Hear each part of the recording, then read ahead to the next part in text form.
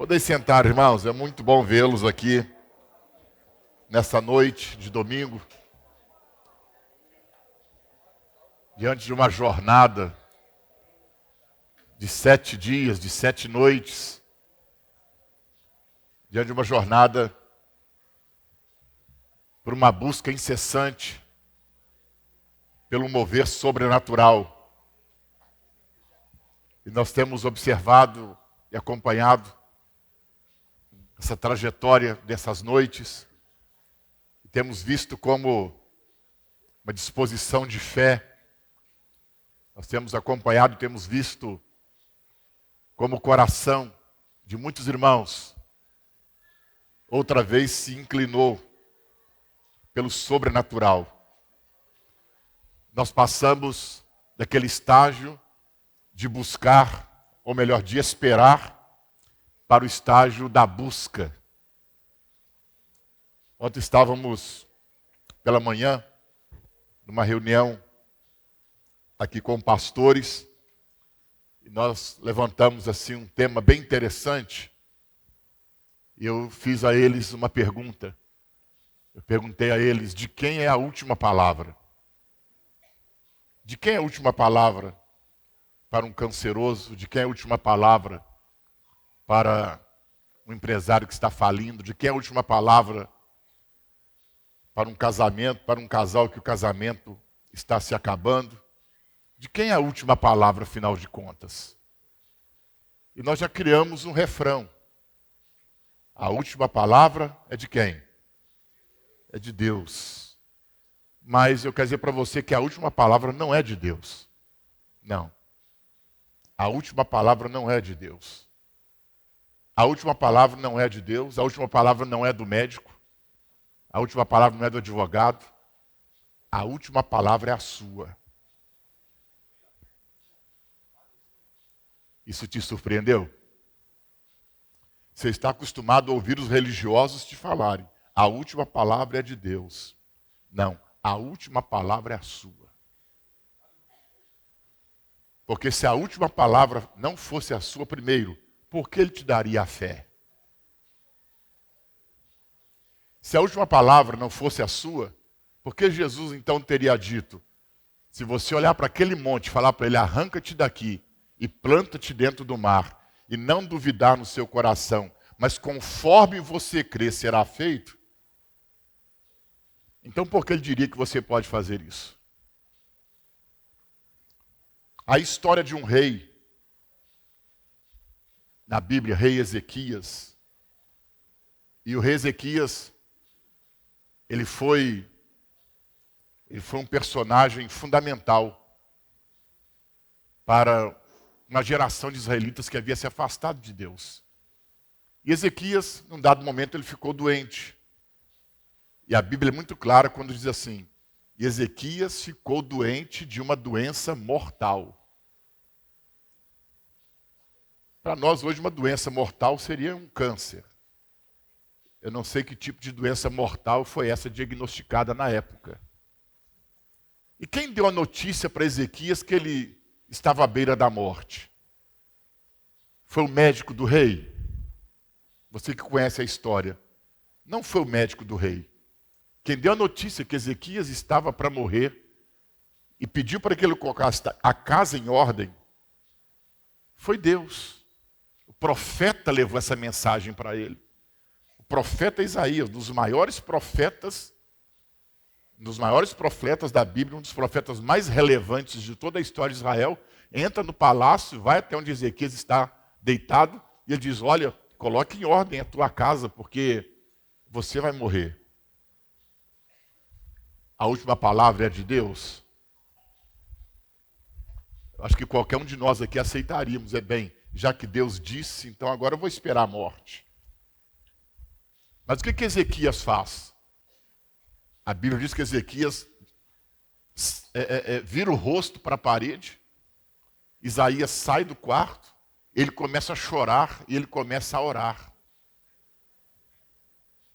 Ele começa a orar e ele começa a chorar.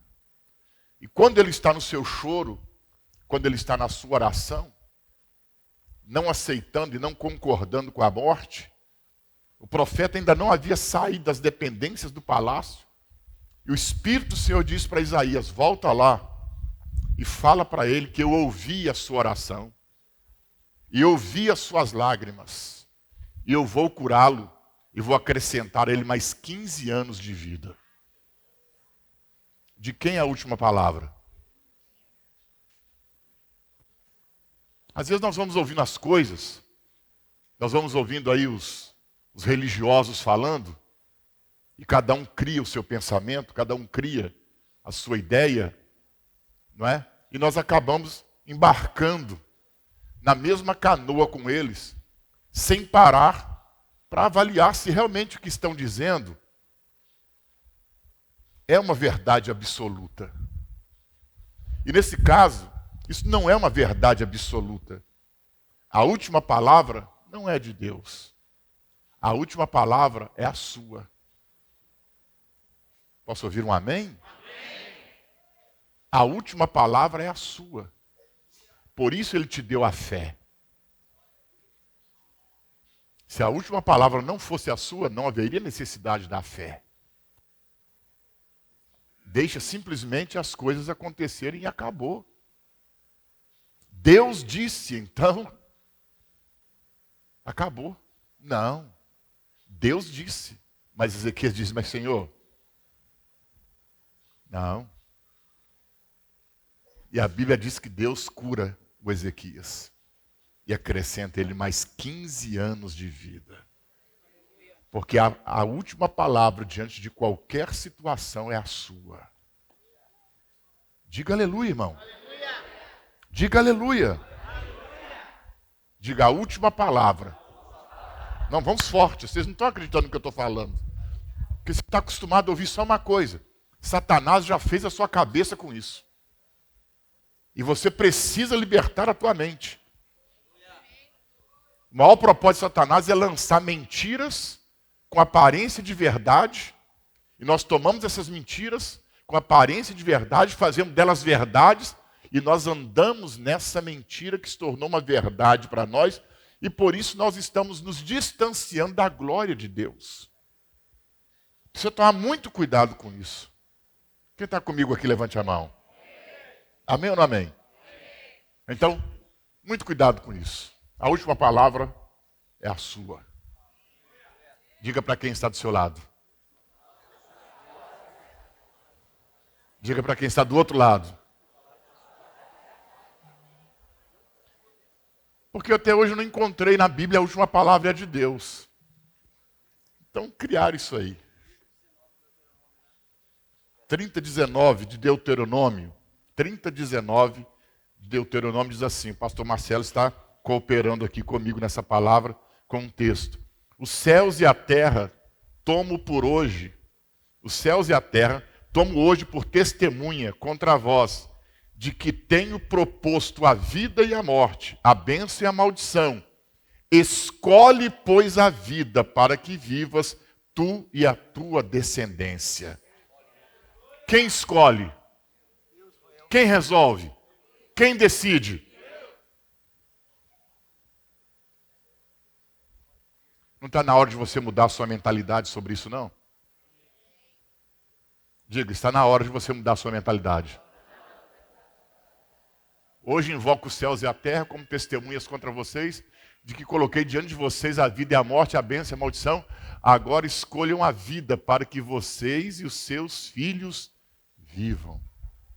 Então a última palavra é a sua. Amém? Coloca a mão na tua cabeça, faz uma libertação e diga: a última palavra é a minha.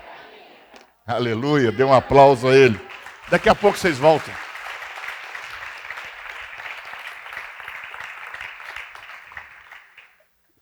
João capítulo 11. João capítulo 11 é o texto 11, é o texto que Deus colocou no meu coração. No dia de ontem à noite, o pastor Davi esteve aqui com os irmãos. Enquanto eu estava meditando, buscando uma palavra do Espírito Santo para compartilhar aqui nessa noite, o Espírito me trouxe a lembrança. João capítulo 11. João capítulo 11 tem uma história muito poderosa. Não só uma história, mas há muitos fatos, há muitas realidades, há muitas verdades que se passaram desde o momento em que um homem ficou doente até a sua ressurreição. A sua doença o levou à morte. E é um dos capítulos mais longos de toda a Bíblia que trata de um milagre. Os outros capítulos da Bíblia, eles são muito diretos ao assunto. Você pega a cura de um cego, você pega a cura de um leproso, você pega a cura de um paralítico, você tem ali uma história contada em 15 linhas. Você tem uma história ali contada em 8 versículos, em 5 versículos, em 10 versículos. Mas a história que nós vamos conhecer hoje é uma história contada em mais de 30 versículos, parece que chega a 40 versículos ou algo parecido. Porque houve muitos fatos muito importantes dentro deste evento. E nós vamos apenas pegar alguns deles. No versículo 1 e versículo 2 diz assim, olha, havia um homem chamado Lázaro. Ele era de Betânia, do povoado de Maria e de sua irmã Marta. E aconteceu que Lázaro ficou doente. Versículo 2, Maria, sua irmã, era a mesma que derramou perfume sobre o Senhor e lhe enxugaram os pés com os cabelos. E no 3, então as irmãs de Lázaro mandaram dizer a Jesus, Senhor, aquele a quem amas está doente. Preste atenção nisso. Por favor, olhem para frente. Não se distraiam com nada agora. Deixe os irmãos que estão chegando se acomodarem, sem se preocupar com eles. Preocupe-se com você agora. –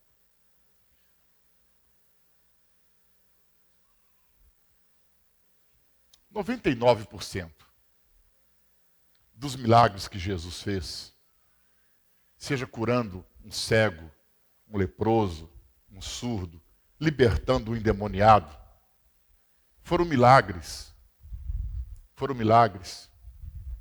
que aconteceram com pessoas que ele não conhecia. Foram milagres com pessoas estranhas. Então era alguém que vinha de longe, era alguém que trazia alguém, era Jesus passando por uma estrada. Então 99% dos milagres que Jesus realizou, esses milagres não foram liberados a pessoas do seu convívio diário, do seu dia a dia. Foram milagres recebidos e buscados por pessoas estranhas, que não tinham nenhuma amizade, que não tinham nenhum conhecimento próximo, que não tinham nenhum relacionamento, que não tinham nenhuma comunhão com Jesus, tinha apenas uma fé daquilo que eles ouviam que Jesus estava fazendo. Então, esse milagre me chama a atenção pelo fato de que agora nós vamos trazer uma situação para uma família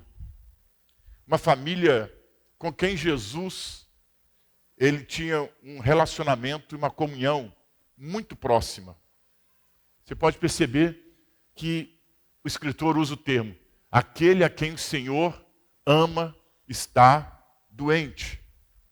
Porque todas as vezes que Jesus ele saía da Galileia, a região que ele morava, ele ia até Jerusalém para participar das festas, dos eventos religiosos, a hospedagem dele era na casa de Marta, de Maria e de Lázaro.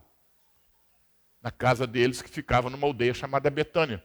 Betânia era uma cidadezinha, uma aldeia, que ficava mais ou menos a 3, 4 quilômetros da cidade de Jerusalém. Como daqui, onde nós estamos na Conselheira, até a praia, era a distância de Betânia para Jerusalém. Então era ali o lugar que Jesus se hospedava, ali era o lugar que Jesus descansava, o lugar que Jesus dormia, o lugar que Jesus fazia as suas refeições. Né? Até tem uma história ali também que nos chama muita atenção, numa época que Jesus ele se hospedou na casa deles, né? E nós temos aquela história de Marta, que ficou meia perturbada, né?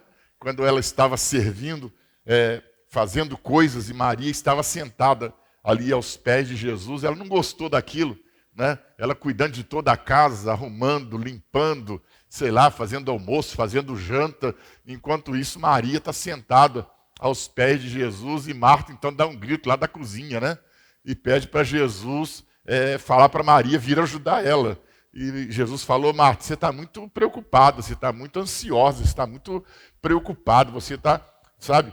Maria escolheu a boa parte, isso não vai ser tirado dela, deixa a menina aqui comigo.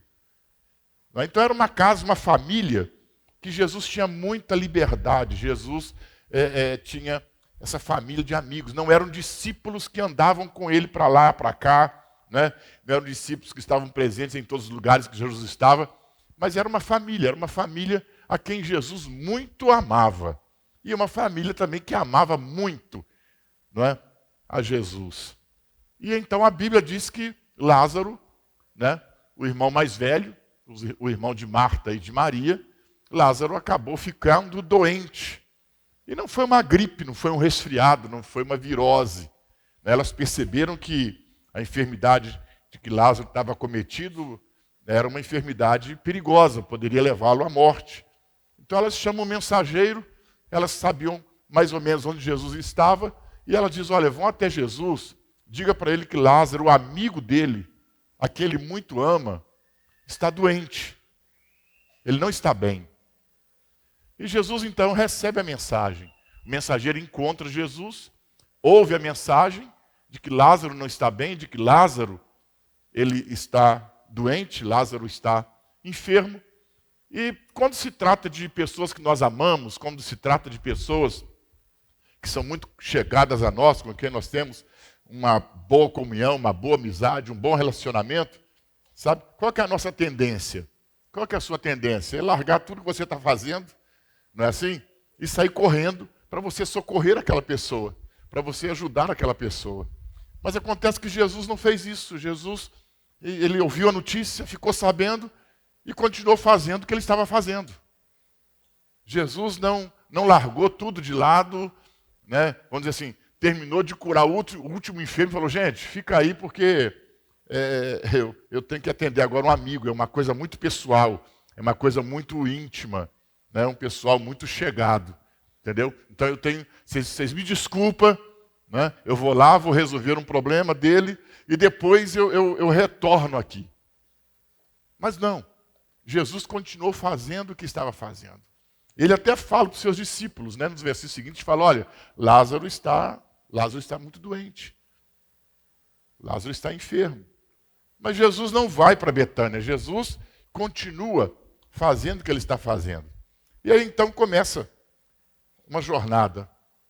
Né? Quando Jesus termina de fazer o que ele está fazendo, aí ele vai para Betânia. Ele vai lá para atender o chamado, né, de Marta e de Maria. E quando Jesus chega em Betânia,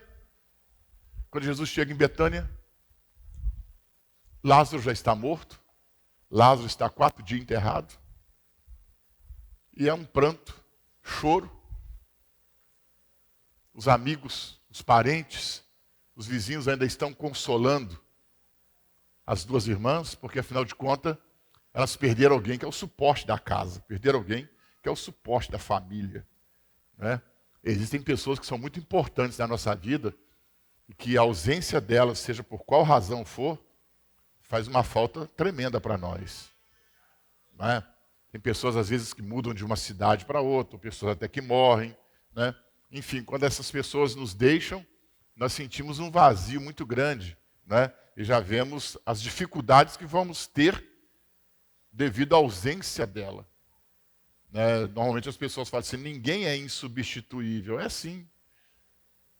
Entendeu? Você é você, eu sou eu. Ninguém vai substituir você, ninguém vai me substituir. Nós somos sim insubstituíveis. Amém ou não amém?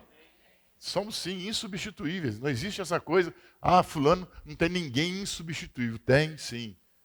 Porque ninguém é igual a você e ninguém é igual a mim. A importância que você tem na vida de alguém, jamais o outro vai ter a mesma importância que você tem. Entendeu? Ninguém vai ter. Ninguém vai ter. Não é? A importância que alguém tem na sua vida, né, se algum dia ela sair de cena, nenhuma outra pessoa vai ter a mesma importância que ela tem para você. Não vai ter. Né? Então essa coisa de que as pessoas são insubstituíveis, eu não sei, deve ser o diabo que criou mais uma. Ele sempre está criando essas coisas, né? Para colocar na vida da gente. Então tem que tomar cuidado, irmão. Né? Porque quando a coisa assim é muito lógica, é bom você prestar atenção. Amém ou não amém? Mas aí então Jesus chega. Versículo 10, me parece. Eu quero ir bem tranquilo hoje, que eu quero deixar uma palavra muito poderosa no seu coração.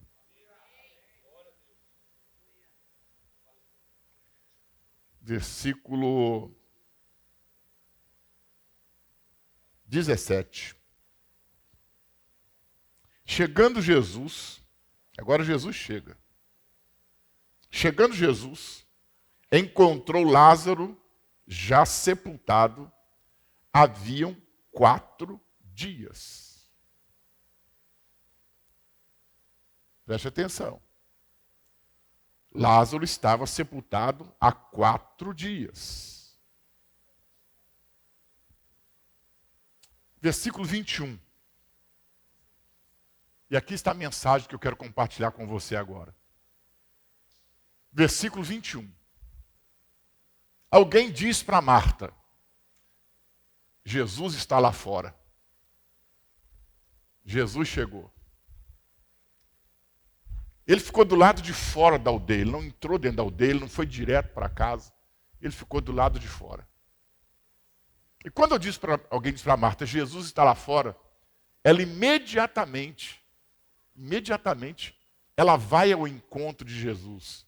Os irmãos da Tachô me ajudam, os versículos que eu citava, já vai colocando, por favor. 11, 21, coloca aí rapidinho, porque agora eu quero contar a história mostrando alguns detalhes. Disse Marta a Jesus: Senhor, se estivesses aqui, meu irmão não teria morrido. Opa! Eu te pergunto, Marta demonstrou fé ou incredulidade? Fé ou incredulidade? Olha o que ela diz. Se o Senhor estivesse aqui, há 4 dias atrás, ou há 5 dias atrás, meu irmão, ele não teria morrido. Diga, ele não teria morrido. Então Marta está revelando uma fé. Ela diz, meu irmão seria curado se eu estivesse aqui. Ele só morreu porque o Senhor não estava aqui. Então ele está revelando uma fé. Ela está revelando uma confiança plena em Deus. Não havia dúvida. Quando ela mandou chamar Jesus, quando ela mandou o mensageiro até Jesus, ela tinha plena confiança de que se Jesus encontrasse Lázaro doente em cima de uma cama, ele teria sido curado por Jesus. O que é importante aqui é que Marta fala de fé, mas ela fala de uma fé limitada. Ela não fala de uma fé plena, ela não fala de uma fé total, ela não fala de uma fé absoluta, ela fala de uma fé condicionada a uma situação. Ela diz, se o Senhor tivesse chegado aqui, enquanto ele estava doente, ele seria curado. Mas agora que meu irmão está morto, nada mais pode ser feito. Então ela tinha uma fé para a cura, mas ela não tinha uma fé para a ressurreição. Diga comigo, ela tinha uma fé para a cura, mas ela não tinha uma fé para a ressurreição. Esse é o tom da nossa mensagem aqui nessa noite. Ela tinha uma fé para a cura, mas ela não tinha uma fé para a ressurreição. Preste atenção em algo que eu quero te dizer. Há muitos de nós que buscamos a Deus em alguma situação. Buscamos a Deus quando estamos sofrendo, quando estamos passando por uma adversidade, seja saúde, finanças, família. Só que nós imaginamos que até um certo nível, haverá uma intervenção divina, haverá um mover sobrenatural. Porém, quando as coisas alcançam uma proporção maior do que aquela, quando as coisas alcançam uma proporção maior do que aquela, então nós medimos a proporção, sabe? Medimos o valor de uma dívida que era de 10 mil e agora é uma dívida de 1 milhão. Nós falamos, agora se tornou uma dívida impagável. Então eu revelo uma fé limitada. Eu estou dizendo que com uma dívida de 10 mil reais eu vou ter a provisão sobrenatural. Mas que uma dívida de 1 milhão de reais não haverá é impossível que aconteça um mover sobrenatural para prover 1 milhão para mim pagar as minhas contas. Enquanto eu tenho no corpo um tumor que não compromete a minha saúde, eu estou buscando a cura, estou buscando o milagre. Mas quando eu recebo um diagnóstico de que esse tumor expandiu e agora está começando a espalhar por todo o meu corpo, tomando todo o meu corpo, eu já começo a pensar na morte. Por quê? Porque eu imagino que enquanto era apenas um tumor que não comprometia a minha vida, então eu tinha disposição, eu tinha fé para buscar e para a cura vir. Mas a partir do momento que houve o desenvolvimento, a ampliação, o crescimento dessa enfermidade, então eu já acho que agora não há mais o que fazer. Simplesmente agora eu vou abrir mão da vida e vou começar a esperar pela morte. Então isso revela que eu tenho uma fé limitada. Eu posso ter uma fé para curar um caroço, um tumor, mas eu não tenho agora uma fé para me libertar de um câncer. Amém. Quantos estão me entendendo? Amém. É isso que Maria começa a mostrar para nós.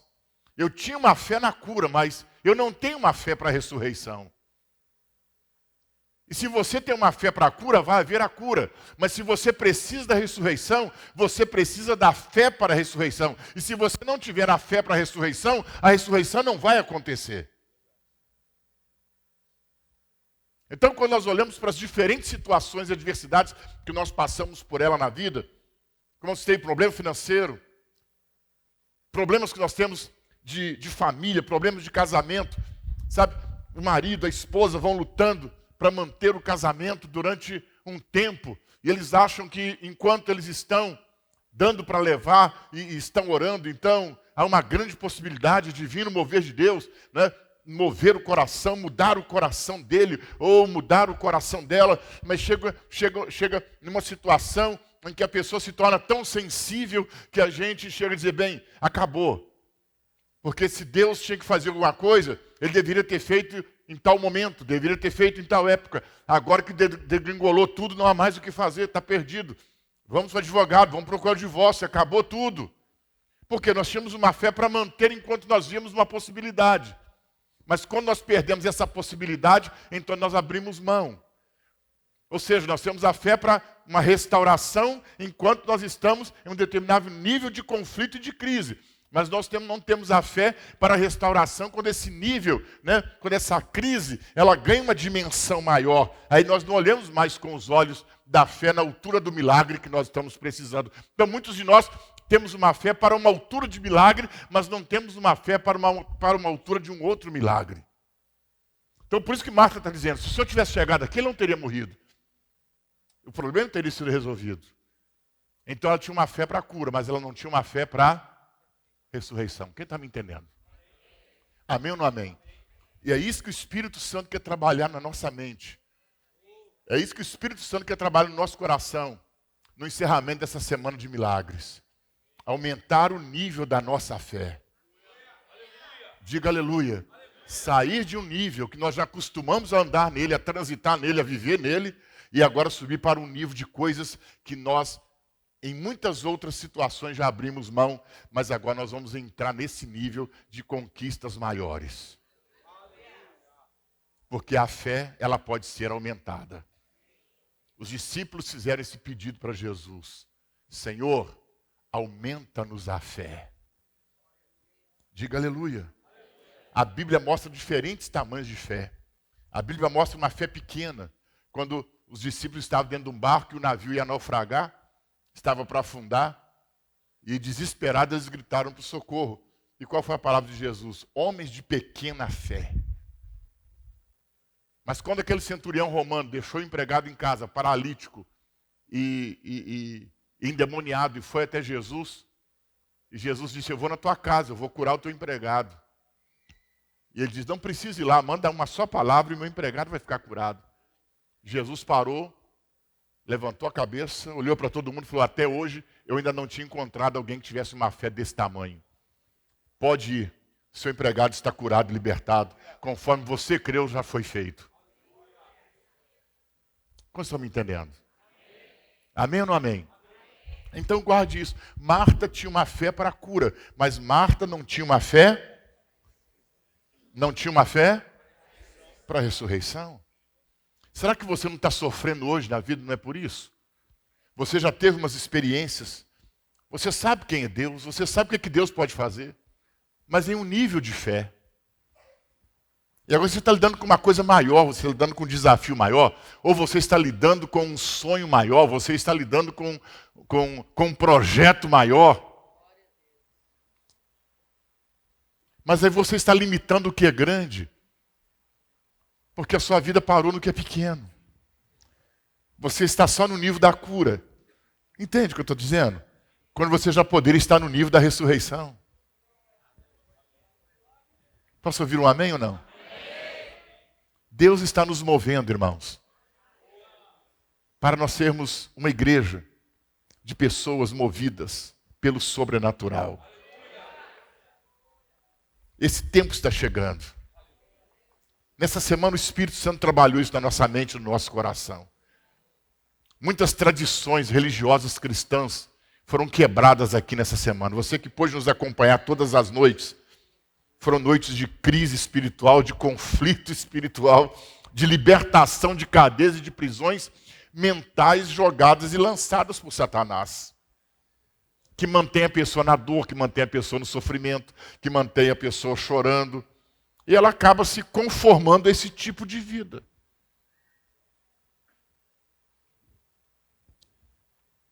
Versículo 24. Vamos continuar com a Maria, com a Marta ainda. Versículo 24. 24. Não, vamos nos 21. Vamos voltar no 21. Se o Senhor estivesse aqui, meu irmão teria morrido. Mas também sei que mesmo agora, tudo quanto pedires a Deus, Deus te concederá. Declarou Jesus, teu irmão há de ressuscitar. Presta atenção agora. Teu irmão há de ressuscitar. Ela diz, eu sei, replicou Marta, que ele há de ressurgir na ressurreição do último dia. Disse-lhe Jesus, eu sou a ressurreição e a vida. Quem crê em mim, ainda que morra, viverá. E todo que vive e crê em mim, não morrerá eternamente. Crês isto, Marta? Sim, Senhor, respondeu ela. Eu tenho crido que tu és o Cristo, Filho de Deus, que devia vir ao mundo. Tendo dito isto, se retirou. Veja, ela tem um diálogo com Jesus. E nessa conversa com Jesus, ela revela 3 coisas. Diga 3 coisas. Primeiro, ela crê na ressurreição dos mortos. Mas não na ressurreição dos mortos no mover sobrenatural. Não na ressurreição dos mortos para aquele tempo. Ela diz, no final dos tempos, quando os bons e os maus serão ressuscitados e comparecerão na presença de Deus para receberem a eternidade ou não, eu sei que meu irmão vai estar no meio. Enquanto Jesus está falando para ela do presente, agora a mente dela está onde? No futuro. Veja que complicado é essa Marta. Primeiro ela fala do passado. Se o Senhor estivesse aqui, não teria morrido. Ok. Agora quando Jesus fala, mas eu sou a ressurreição, eu posso levantar ele. Ela diz, eu sei. Lá no final dos tempos, lá depois dos anos 2000, eu sei que ele vai ser ressuscitado. Eu sei que o Senhor vai ressuscitá-lo. Olha, então Marta está falando de um futuro tão distante, enquanto Jesus está falando do presente.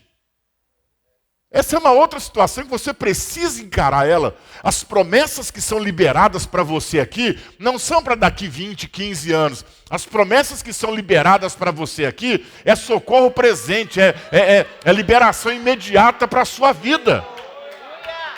E você está jogando isso para daqui 10 anos, daqui 15 anos, daqui 20 anos, daqui não sei quanto tempo. O nome de Deus é já. O nome de Deus é agora. Então Jesus está falando para o presente. E ela agora já está passando para o futuro. Irmãos, futuro é quando tem planejamento.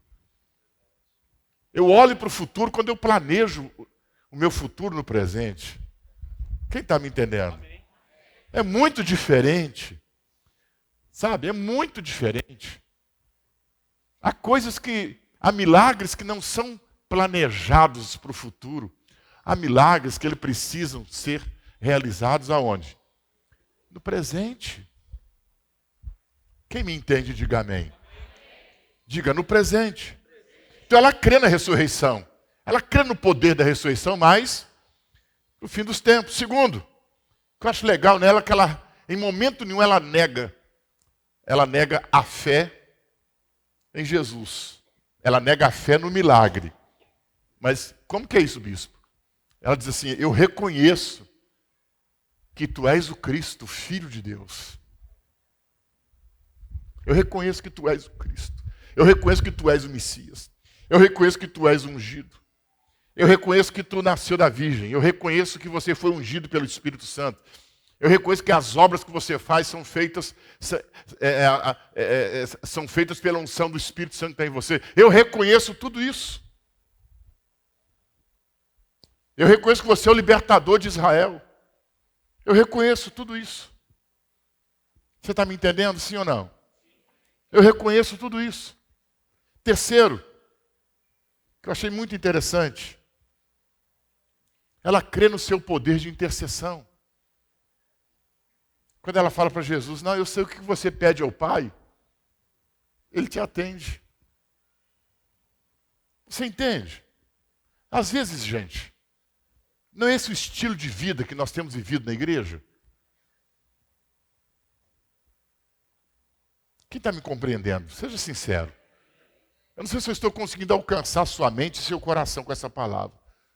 Mas às vezes nós somos verdadeiras Martas dentro da igreja. Somos verdadeiras Martas. Sabe? Nós cremos nisso, nós cremos naquilo, nós cremos naquilo outro. Mas a experiência do momento do sobrenatural, nós acabamos abrindo mão dela. E nós nos acomodamos, nos conformamos com aquela situação. Então Marta já estava conformada, perdi meu irmão mesmo. Se eu tivesse aqui, ele não teria morrido. Mas aí sai Marta de cena e quem aparece? Maria. Versículo 32. Sai Marta e aparece Maria. Marta volta para casa, Maria toma conhecimento e também vai até Jesus. Chegando ao lugar onde Jesus estava e vendo-o, Maria prostrou-se aos seus pés e disse, Senhor, se estivesses aqui, meu irmão não teria morrido. Ué, peraí. Você não já ouviu isso antes?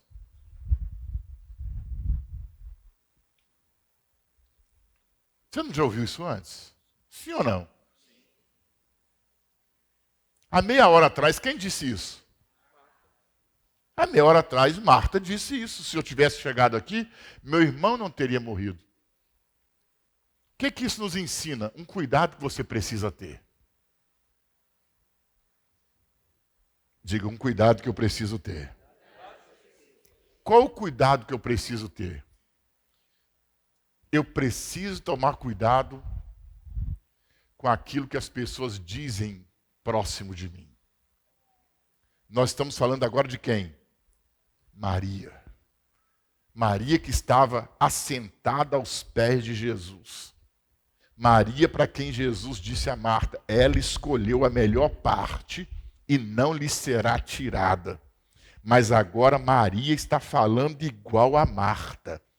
Se o Senhor tivesse chegado aqui, meu irmão não teria morrido. O que significa? Perdemos nosso irmão. Maria, como Marta,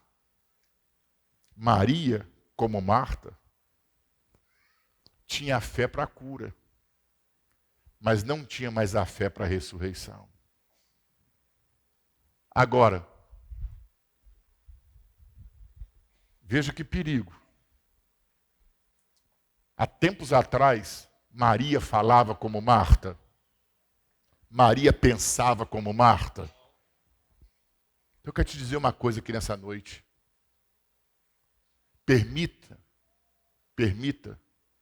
que apenas pessoas que alimentam a sua fé, permita que apenas pessoas que te encorajem, permita que apenas pessoas que te animam fiquem perto de você. Eu já percebi uma coisa. Tem muita gente que começa muito bem na igreja, caminhando com Jesus, crendo naquilo que a gente ministra, crendo no ensino da palavra de Deus, e depois ela deixa. Sabe por quê? Porque ela deixou de ouvir a voz de Deus, ela deixou de ouvir o ensino da palavra, ela deixou de ouvir a voz do pastor e começou a dar ouvidos a outra pessoa. Eu já vi crente dizer dentro da igreja para outro: olha, não acredito em tudo que o pastor fala não, ele é gente muito boa, mas não acredito em tudo não. Eu já ouvi isso dentro da igreja. Não acredito em tudo que o pastor fala não, você não pode ser bobo não. Então parece que a gente está num circo, irmão. Igreja não é circo não. Talvez até algum pastor faça o povo de palhaço.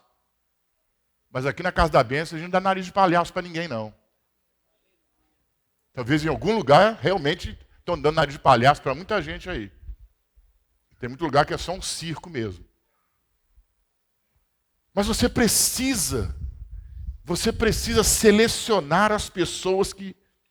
Eu demorei para aprender isso. Eu demorei a entender. Gente, se eu tivesse entendido isso há 20 anos atrás, há 30... Eu sou convertido há 40 anos, não assusta não, viu? Eu me batizei em 1978. Então, se bem lá no começo eu tivesse colocado isso em prática na minha vida, eu teria poupado muitos problemas. Eu teria evitado muitos problemas se eu tivesse selecionado, dado permissão para quem poderia estar perto de mim. Porque quem decide quem vai ficar perto de você não são as pessoas. Quem decide que vai ser seu amigo, seu companheiro, é você. Hoje alguém luta para chegar perto de mim, eu não deixo. Porque eu já conheço, já sei da fama da pessoa, já sei o que ela pensa, já sei o que ela fala. Falei, meu filho, fica longe de mim. O bispo, inimigo? Inimigo não. Mas também não tenho como amigo. Jamais. Tá doido? O cara vai destruir minha fé. Você vai deixar alguém destruir a sua fé? Olha para onde Maria levou Marta, minha gente. Desculpa. Olha para onde Marta levou Maria. Vou te falar uma coisa. É mais fácil alguém levar você à incredulidade do que você levar alguém à fé. Sabe por quê? Por que eu posso convencer? Por que uma pessoa pode convencer a outra com incredulidade? Porque a incredulidade mostra para aquilo que é real. A incredulidade aponta para aquilo que é real. Olha, está diante de você. Agora, a fé não tem imagem. A fé não tem realidade. A fé é algo que está só dentro do seu coração. Entende isso ou não? Então é muito mais fácil você pender para a incredulidade, porque o fato está diante dos seus olhos, do que você caminhar pela fé, por aquilo que você não está vendo. Então é isso que está acontecendo com essas duas irmãs. Elas estão diante de um fato. Marta está diante de um fato. E agora ela convence Maria desse fato. Imagina o que Marta poderia ter dito ou disse para Maria durante esses 4, 5 dias que Lázaro tinha morrido e estava enterrado. 4 dias já estava enterrado. Teve os dias, sei lá, se 2 ou 3 dias, que os judeus tinham esse costume de 2 ou 3 dias fazer o velório. Não enterrava de um dia para o outro. Hoje enterra porque é muito caro ficar com o corpo lá, né? Então enterra logo aí, porque... Mas naquela época não. O corpo ficava ali 3 dias, 4 dias. Tinha casos até uma semana. Então não sei quantos dias o corpo de Lázaro foi velado. Mas Jesus chegou depois de 4 dias que ele tinha morrido. E estava sepultado. Então você vê como que Marta interferiu nas crenças de Maria. Tem pessoas que vão perder na fé porque você vai ouvindo quem você não deveria ouvir. Amém, gente? Amém. Então eu disse nisso. Eu só permito perto de mim pessoas que alimentam a minha fé.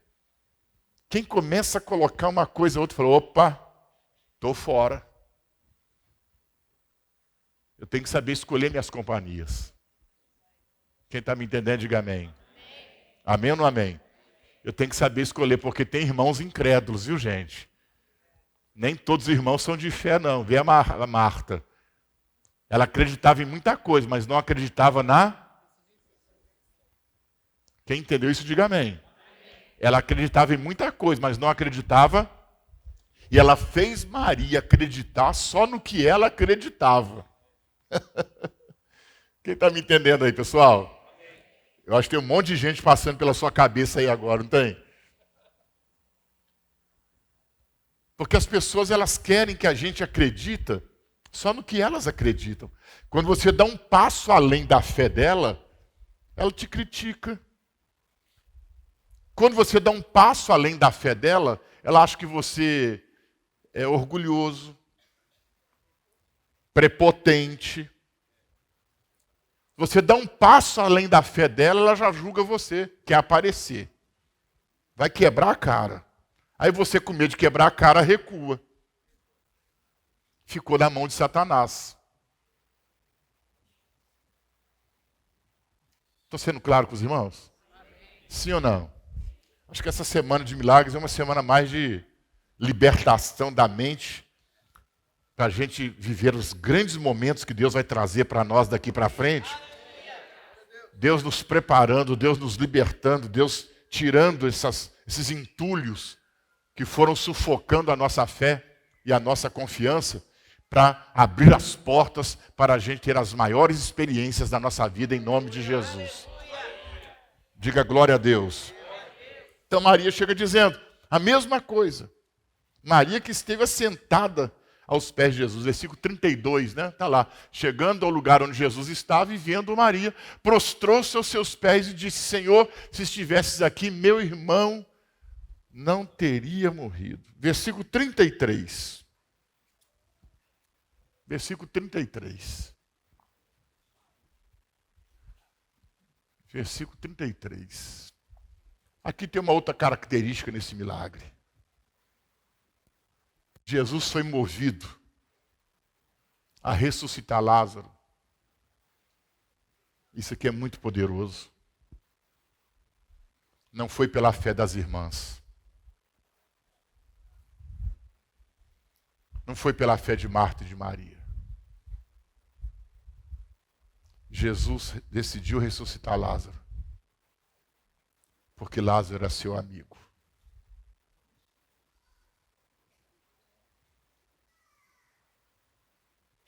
Porque Lázaro era seu amigo.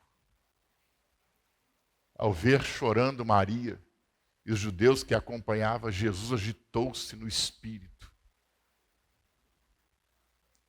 e perturbou-se. Não é perturbação de demônio, não. Jesus ficou agitado com aquilo. Diga, ele ficou agitado. Diga outra vez. Ele ficou agitado. Olha o versículo 34. Ele ficou agitado. Onde o colocaram? Perguntou ele. Vem e vê, Senhor. Responderam eles. Jesus ficou agitado. Então você percebe que ele tinha uma conexão tão grande que ele tomou agora a iniciativa. Ele tomou a iniciativa. pela conexão, pela ligação, pelo relacionamento, pela comunhão, pela amizade que ele tinha com Lázaro. Vem as duas irmãs e diz: e se o Senhor estivesse aqui, ele não teria morrido. Veja o impacto que Jesus... Eu não imagino que Jesus esperava ouvir isso. Por isso que ele se agitou e ele disse: então, aonde está ele? Cadê ele? Ou seja, Jesus está dizendo: eu vou levantá-lo não por vocês. Eu vou levantá-lo do túmulo por mim.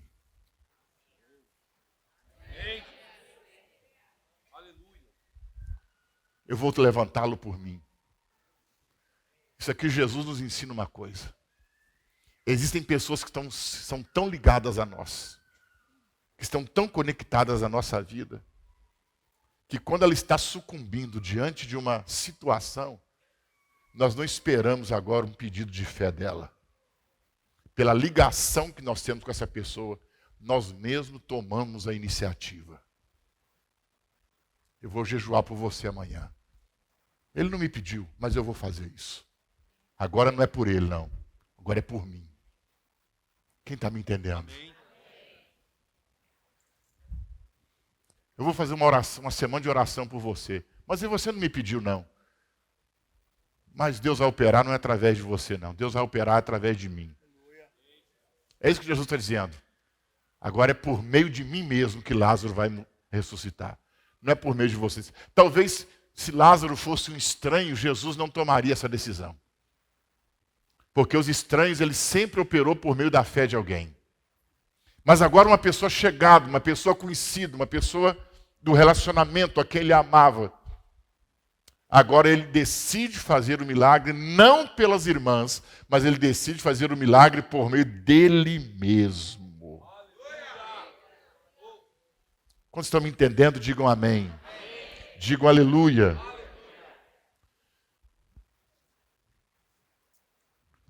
Versículo 39. Tirem a pedra, disse ele. Disse Marta. Olha a Marta. Irmã do morto. Senhor, ele já cheira mal, pois já fazem 4 dias. Irmãos, tem hora que para operar um milagre é pedreira, né? Jesus está mandando tirar a pedra. Vai ressuscitar o homem. E ela está pensando na caatinga. Vê se tem cabimento. Ela está pensando no mau cheiro. Ela diz: já fazem 4 dias, ele já está em decomposição. Já tem órgãos dentro do corpo dele que já derreteram. Eu não sei, alguém pode me dizer quais são os primeiros órgãos que desfaz dentro do corpo? Fígado. Já não tem mais fígado. Eu vou na de vocês aí, viu? Então disseram que fígado. Então, o fígado dele, Jesus, já desmanchou.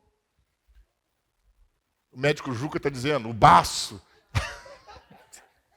O baço também já desmanchou. Talvez os rins também deve ser quase que de imediato, né? Vai parando tudo. Pulmão. Coração. Nossa, tem médico nessa casa, hein? Coisa boa. Só doutor. Mas são os órgãos vitais, vamos dizer assim, os órgãos vitais. Não é? Os órgãos vitais, pulmão, rim, coração, baço, né? Talvez o cérebro também, já tem bichinho entrando pelo nariz. Então ela está dizendo, ou seja, ele está de 4 dias. Vamos pensar uma coisa então? Ai meu Deus, eu sou isso aqui é imaginação minha. Talvez Marta pensasse assim, se fosse pelo menos depois de 1 dia, ainda estava o corpo meio fresco. Inteiro ainda, não tinha nada tinha sido, como é que fala? Nada tinha se decomposto, deteriorizado. Ainda estava tudo lá, então é só entrar o fôlego da vida que resolve. Mas agora tem que fazer coração de novo, tem que fazer rim de novo, tem que fazer o baço outra vez, tem que recompor o cérebro, tem que refazer todos os órgãos vitais dele que já desmancharam dentro do corpo dele. Mas, irmãos, olha para mim. Se há uma coisa que nós vamos começar a testemunhar aqui dentro desta casa, a partir dessa semana de milagres, são milagres criativos. Milagres criativos. Diga aleluia. Milagres criativos. Órgãos que foram extraídos do corpo da pessoa, sabe? Esses órgãos vão ser refeitos dentro do seu corpo. Eu estou falando de milagres criativos. Eu estou falando de fígado, estou falando de rins, eu estou falando de qualquer outro órgão do seu corpo que já está fraco, debilitado, gasto, sabe? Já não está funcionando mais perfeitamente. Não vai haver cura. Porque não tem mais jeito. Simplesmente o Senhor vai tirar esse órgão. E quando você voltar ao médico e for fazer os exames para ver como que estão esses órgãos, vai dizer, o que está acontecendo aqui? Esse seu rim é novo. O que está acontecendo aqui? Esse seu coração é zerado. O que está acontecendo aqui? Esse seu baço. Parece que o seu baço foi criado ontem. Aleluia. Eu estava esses dias assistindo o testemunho daquela irmã ali, ó, que está no canto. Esqueci o nome dela. Você de rosa. Eu estava assistindo o seu testemunho, Andréia. Eu estava assistindo o seu testemunho essa semana. É impressionante o que aconteceu com ela, o que o médico disse para ela no final da história dela. Ela diz, eu não entendo nada, você fez uma cirurgia, mas não tem mais marca de coisa nenhuma aqui. Até o corte que a gente fez aqui desapareceu. O que aconteceu com você? Nem marca ficou. Nem marcas ficaram. Então agora Marta está dizendo, são 4 dias. Quer dizer, você não está pensando no coração que não existe mais? Desmanchou no rim, no faro. E as tripas já colou tudo uma na outra. A gente começa a pensar agora, né? Vamos parar por aqui, senão a gente vai acabar falando besteira aqui. Mas está tudo ruim, está tudo podre ali dentro. Mas eu sou a ressurreição e a vida. E aí então, a gente conhece bem a história. E Jesus grita com Lázaro. E Lázaro, lá da eternidade, ele ouve a voz, seu espírito retorna para o corpo. Seus órgãos internos, todos eles são restaurados, são recriados. Depois que removeram a pedra, e Lázaro sai do túmulo, vivo. Vivo. Aleluia. Eu não quero nem pensar como ficou a cara de Marta e Maria. Como que pode uma coisa dessa? Que ele curava enfermos? Ok. Até levantar um morto? Não, vai mais de 4 dias. É muito para mim. Quem está entendendo, irmãos? Nós precisamos voltar a crer nos grandes milagres. Você precisa voltar a buscar os grandes milagres. O tempo dele não passou. Não importa se você está vendo a situação piorando a cada semana, a cada dia ou a cada mês. Não importa. Não importa. Não é porque estava doente e morreu. Não é porque morreu e está de 4 dias. Nós temos um Deus. Nós temos um Deus que não opera no âmbito natural. Nós temos um Deus que não opera no âmbito da possibilidade. Nós temos um Deus que opera no âmbito da impossibilidade. Diga aleluia. Diga aleluia. E nessa noite vai ser liberado sobre você. Vai ser liberado uma unção sobrenatural. Dentro de alguns minutos nós vamos orar. Abaixa a sua cabeça. Feche os seus olhos.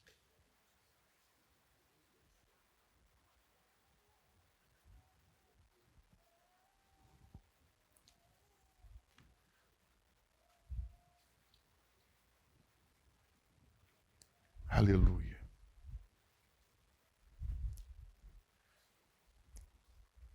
Tem alguém aqui que está lidando com uma situação que você pensou que em algum momento ela podia ser revertida, mas ela ficou pior, agravou-se, e você abriu mão disso, porque você via uma possibilidade de um milagre naquele tempo, e hoje você não vê mais essa possibilidade de um milagre.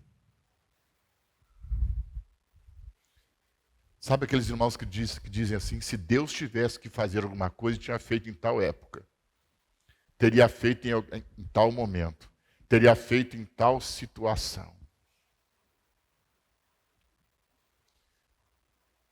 Mas o Espírito Santo nos traz essa palavra nessa noite. Aleluia. Pode estar até de 4 dias.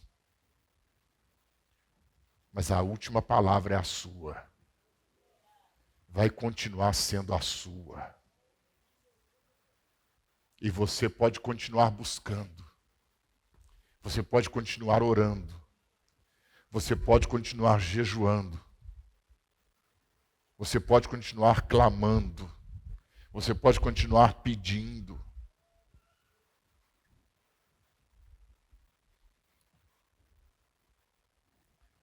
Porque muitas vezes as coisas alcançam uma dimensão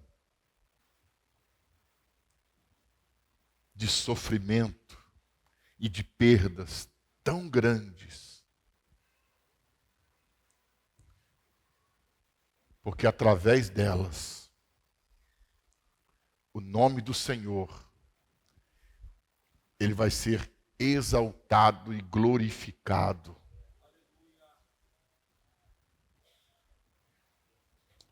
Como nunca até então foi pela sua vida. Senhor Jesus.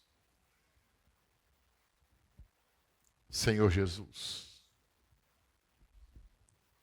Nós oramos nessa noite para tirar do nosso coração todas as limitações. Essas limitações que têm amarrado as tuas mãos. Essas limitações que têm atado as tuas mãos. Essas limitações que nós temos colocado ao seu poder. E que tem nos impedido de ter uma experiência extraordinária com o sobrenatural. Nós não perdemos a fé na sua pessoa, Jesus. Mas muitos de nós perdemos a fé nos milagres que o Senhor pode fazer. Marta não perdeu a fé na sua pessoa.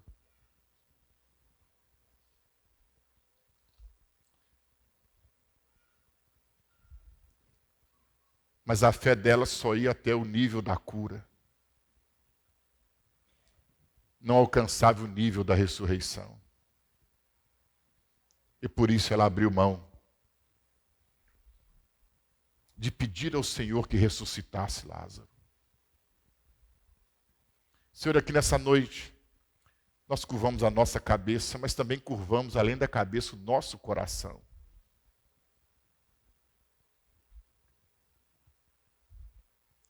Por muitos de nós estarmos agindo e pensando como Marta.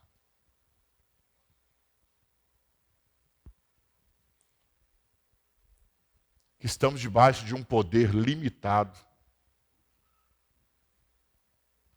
E não sob um poder ilimitado. Que mesmo ouvindo a palavra profética de Jesus, eu vou ressuscitar o seu irmão. Ela está resistindo, ela está dizendo, não, eu sei, mas só no final dos tempos. Jesus, quantos corações endurecidos nós temos aqui nessa noite, que quando é lançado sobre ele uma palavra de fé, uma palavra que, se for absorvida, vai gerar esse milagre, vai gerar essa experiência. Senhor, e essa palavra é resistida, essa palavra é rejeitada. Parece que a pessoa toma essa palavra como se quiséssemos colocar ela no nível de ilusão, de decepção. E ela diz: eu não quero mais ser decepcionado, então vou esperar para ver o que Deus vai fazer. Espírito Santo, está escrito que tu és aquele que convence o homem do pecado, da justiça e do juízo. Então, Senhor Jesus, permita que nessa noite o teu Espírito Santo,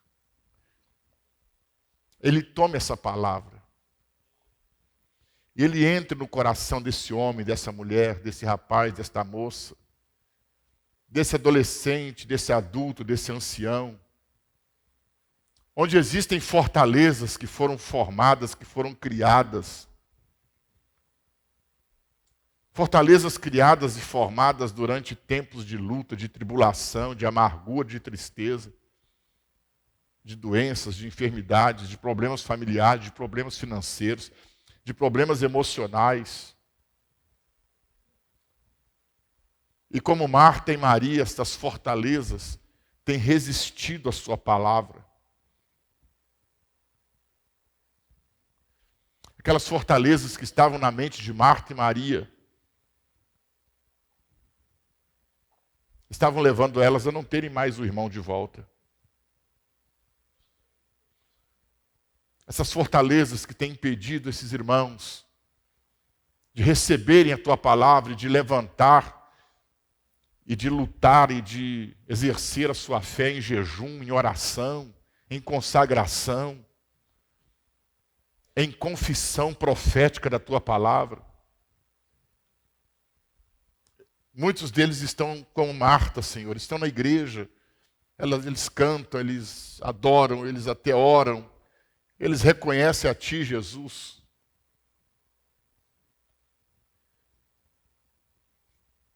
Mas estão vivendo como se essa necessidade, ou esse sonho que eles possuem, o tempo deles viverem um mover sobrenatural que abriria uma porta, esse tempo já foi.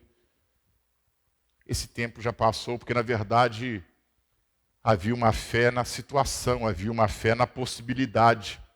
Mas hoje o Senhor está levando eles para uma fé na impossibilidade. Quando os olhos, quando os ouvidos não conseguem mais captar, de acordo com a gravidade do problema, que possa haver um milagre nesse sentido. Pai, nós oramos nesta noite para que mentes sejam restauradas, essas fortalezas, elas sejam quebradas e sejam lançadas por terra aqui nesse lugar. Senhor, que palavras que nós temos ouvido aqui que contrariam aquilo que muitos de nós temos colocado na nossa mente nos últimos meses, nos últimos anos, gerando impossibilidade e limitação do poder de Deus.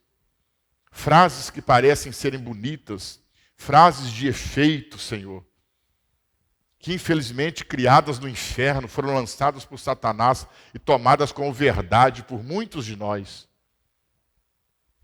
Mas, Senhor, aqui nessa noite, o Senhor quebra agora essas fortalezas. Porque nós temos um Deus ilimitado, o Senhor é ilimitado. O Senhor é limitado.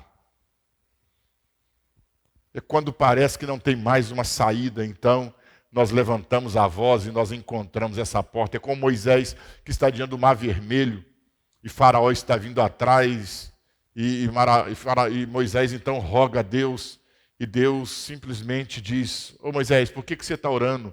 Diga ao povo que marche. Eles estavam parados diante do mar, Senhor.